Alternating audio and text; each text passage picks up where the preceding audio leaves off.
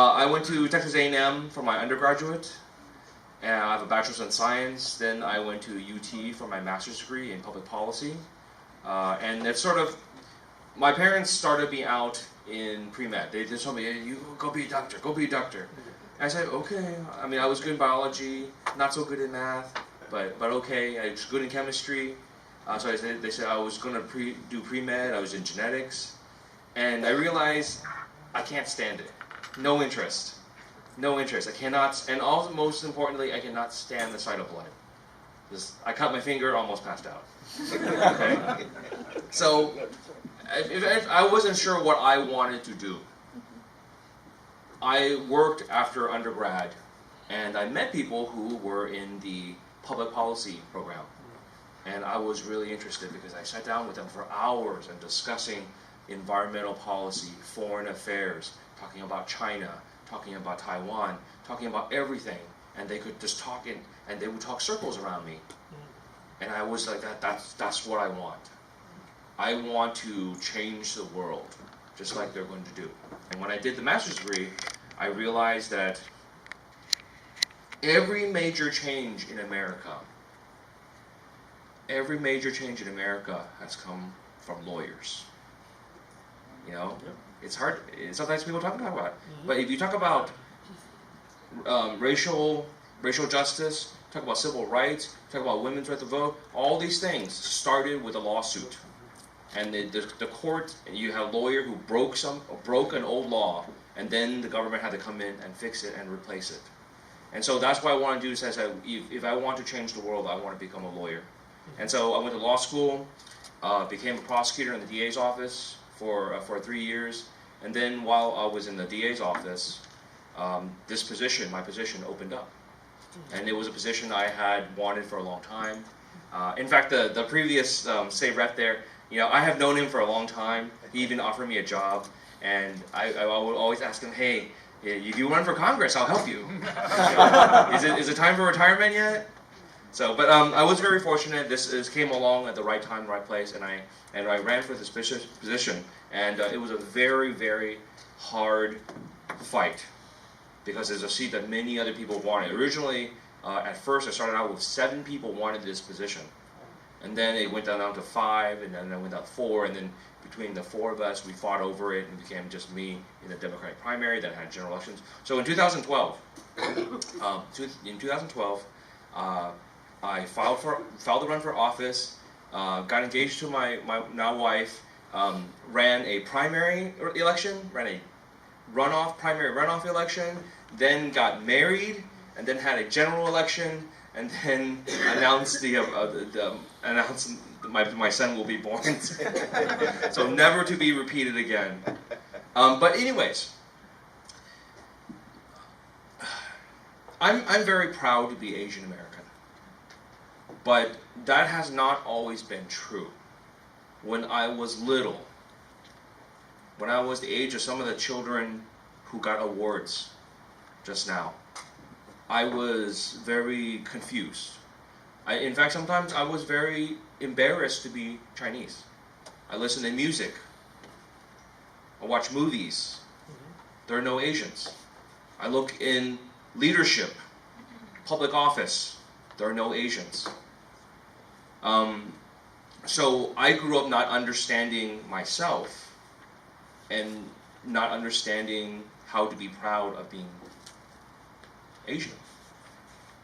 And so this is something that I have to struggle with, and as an adult, I have learned to love my own culture and love my own people and love my food, right? Well, I never had trouble loving the food. So, you know, I am the number 5, Asian American to ever hold state office in the state of Texas. In the 150 years history of this state, I'm the 5th. And a lot of times I tell that to people, and people start clapping. I say, what are you clapping for? The Chinese have been here 100 years. We've been here since the railroad. We built the railroad. There are people buried along the railroad. But we have just now in the 19th, the first Asian elected was Jack Lee from San Antonio in 1970s. He was held office for 4 years, and then nobody for the next 30 years. Right? The first Asian American appointed to a state commission, a very high level commission, Bob G. You know the G family? You know, Regine, Martha Wong, and there's two city buildings named after G family members. But Bob G was appointed in the mid '80s. He served for 5 years, and then no Asians were on any Texas appointments, no Texas state boards for 20 years. We make up almost 10% of the population. And in the cities, even in the cities, about 10%. In the outside of the cities, not so much. But my point is, it is very important for there to be Asians where we can be seen, where we can become role models for young kids, where people growing up can look up and say, I'm proud to be Asian, right? And so, recently, have you guys seen Crazy Rich Asians? Who's seen it more than once? Okay, a few people. Okay. That'll admit to it. But that, I know it's silly, but that's a really big deal. I mean, to me, as someone who watches what happens in our community, that is a really big deal, because for the longest time, everyone says that no one will watch a movie about Asians. That will never make money.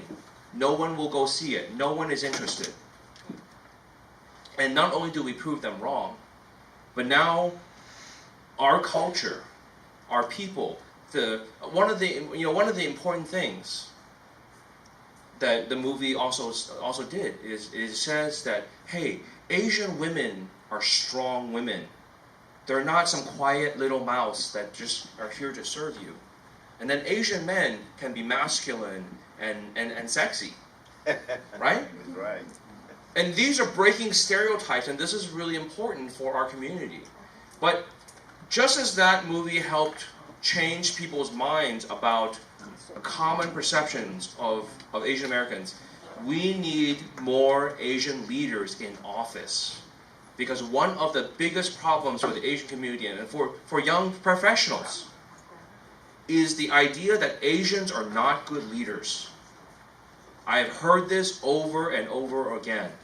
If you look at the city of Houston, you look at the employment at the city of Houston, the city of Houston, about 7 to 8% of the employees are Asian. There is less than 1%, not even 1%, of the leadership, of the head management in the city is Asian. If you go to a Fortune 500 company, you look at the medical center. The medical center is 30% Asian. 30% of the doctors there are Asian. You look at the administration, it's less than 2%. The leadership of hospitals is less than 2% Asian. We had the only Asian head of a major medical system was from Memorial Hermann. He did not last 1 year. Because of politics, they kicked him out. In the entire nation. So, I can't remember his name, sorry. And so, what I'm saying, I know this is a very, very long thing, but the point is this. All those children that were here, who received awards, one thing I would like for everyone in here, especially adults, to do, is to encourage them to take paths that sometimes we would say are not traditional Chinese pathways. Because I know that when I ran for office, my parents discouraged me. My parents told me, don't do it. Be a lawyer. Make money. Right? Does that sound familiar? Yep.